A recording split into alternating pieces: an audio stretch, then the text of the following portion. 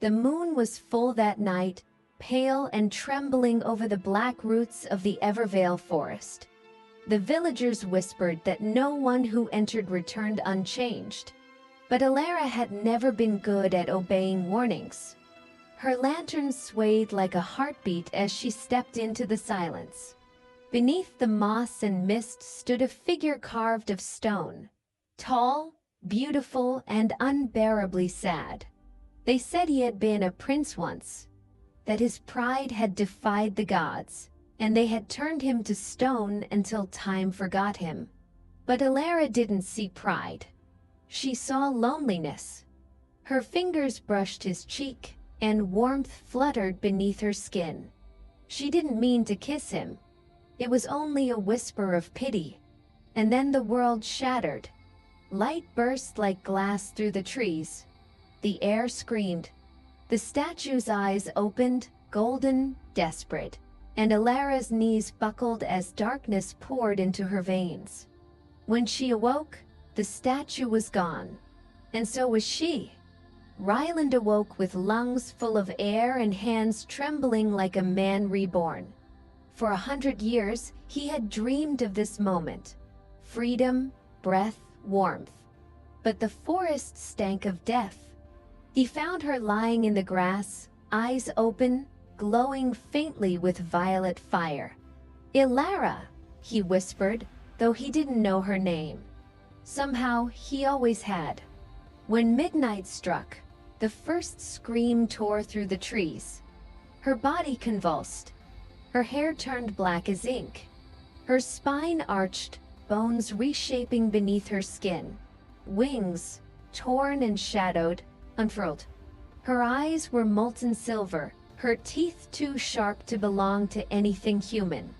And yet, when she turned toward him, the monster hesitated. She did not kill him. She knelt, trembling, and touched his face like she remembered something sacred. By dawn, she was human again, pale, trembling, with blood on her hands. "I dreamt of you," she whispered, "but I don't remember your name." They searched for answers in the ruins beyond the forest. Temples half swallowed by ivy, echoes of forgotten prayers. Ryland found an altar, cracked and blackened. Upon it, a mirror shimmered with shadows. When he touched the glass, a voice crawled through him, cold, familiar. "You think you were cursed, little prince? You were the cage. She was the beast." He staggered back. The mirror showed not Alara, but her ancestors, women with eyes like eclipses, crowned in flame and bone. The Shadowborn, the first queens of the dark. The curse had never been his punishment. It was his duty. He had been made a vessel to contain the sleeping power of one of them. And now she was awake. They tried to love like normal people. They failed. Every night she changed. And every night, Ryland tried to stop it. With prayers, with herbs, with desperation. Once, in a moment of panic, he kissed her again, thinking love could undo what love had begun. The darkness did not fade. It grew. Her skin flared with runes that pulsed under his touch. Her pupils slit like a serpent's.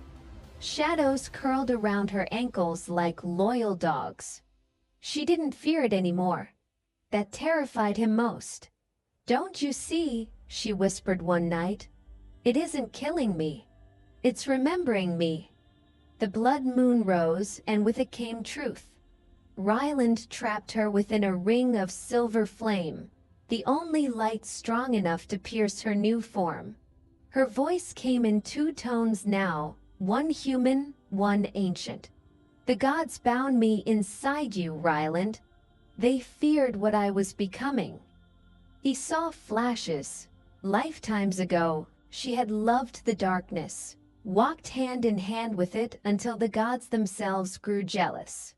To punish her, they split her in two, her body sealed in stone, her soul trapped inside the heart of the man sworn to guard her. When she kissed him, she didn't curse herself. She set herself free. And now the world would remember what it meant to tremble. The villagers came with torches. They called her witch, demon, blight. They called him her accomplice. When Rylan tried to protect her, she screamed for him to leave, but the shadows would not obey. They rose from her body, forming wings of smoke that scattered the mob. He stared in awe and terror. She was magnificent, terrible, Polly. But when the flames died, she was gone. For months he searched, chasing rumors of a shadow queen who ruled from the ruins of the forest. Each story spoke of a creature with a voice that could calm storms and eyes that wept moonlight. When he finally found her, she no longer remembered what love had cost her. She sat upon a throne of roots and bones, looking at him like a stranger. And when he called her name, Elara, the ground itself shuddered. He came to kill her. That's what he told himself. But when he saw her, wild, radiant, unbroken, he dropped his blade. "You don't belong to them," she whispered, stepping close. "You never did. You were mine even before time." Her hand brushed his chest, and his heart stuttered. A pulse of shadow rippled through him. He kissed her, not to save her this time, but to join her. The moment their lips met, the curse surged again. But this time, it spread through him.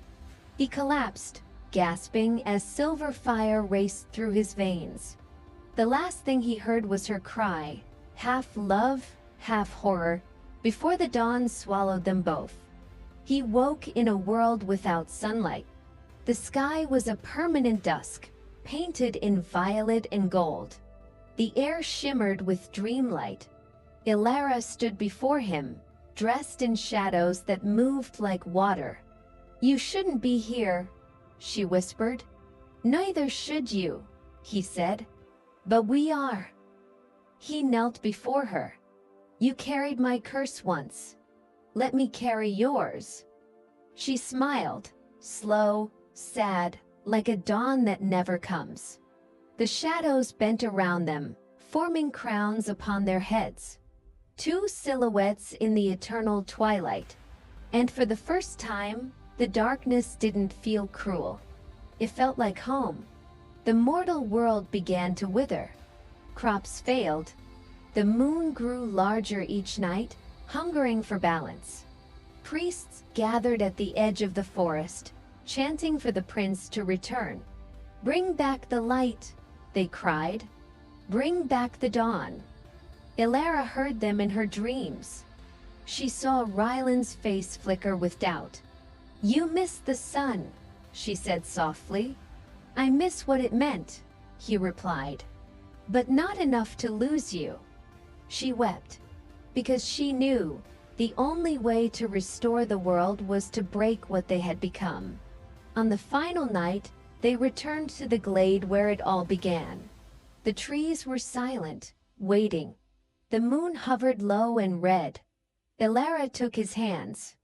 "You were never cursed," she whispered. "You were my mirror." He leaned in, resting his forehead against hers. "Then let's stop pretending we need saving." He kissed her, a kiss that burned, that healed, that consumed. Light and shadow collided, spinning into a storm of silver fire. The forest split open, revealing a world reborn, not in day or night, but both. When the light settled, two figures stood entwined at its heart, neither mortal nor monster. They became the balance the world had forgotten.